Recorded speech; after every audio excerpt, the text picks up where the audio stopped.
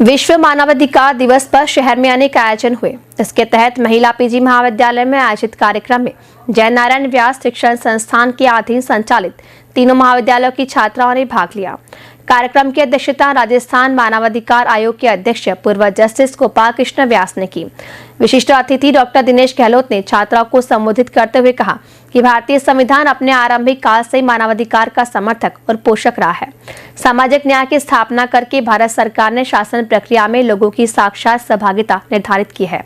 जनता अपने मत का प्रयोग कर 3 प्रकार के चुनावों में अपनी सहभागिता निभाती है। उन्होंने प्राथमिक शिक्षा को मातृभाषा में प्रदान करने की बात कही।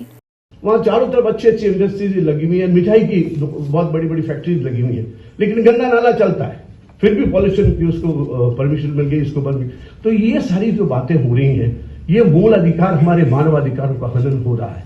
इन मानवाधिकारों के हनन के लिए ये बच्चियों ने बहुत अच्छा बोला, लेकिन तुम जो बोली ना, वो सारे एक्ट ऑफ प्रोविजंस है। संविधान की विशेषकर चर्चा करें तो एक बात हमेशा ध्यान रखिएगा, अमेरिकन इतिहासकार है ग्रैनविल ऑस्टिन, उन्होंने बहुत सुंदर सी किताब भारत के संविधान पर लिखी है, Indian constitution cornerstone of the nation, Bharat का संविधान राष्ट्र की आधारशिला। उस किताब के शुरुआती पेजेस अगर आप देखेंगे तो उसमें बहुत सुंदर सी बात लिखी हुई है कि भारत के संविधान का निर्माण क्यों किया गया, भारत के संविधान के क्या उद्देश्य है। वो जो 3 उद्देश्य है ग्रैनविल ऑस्टिन अपनी उस पुस्तक में बतलाते हैं।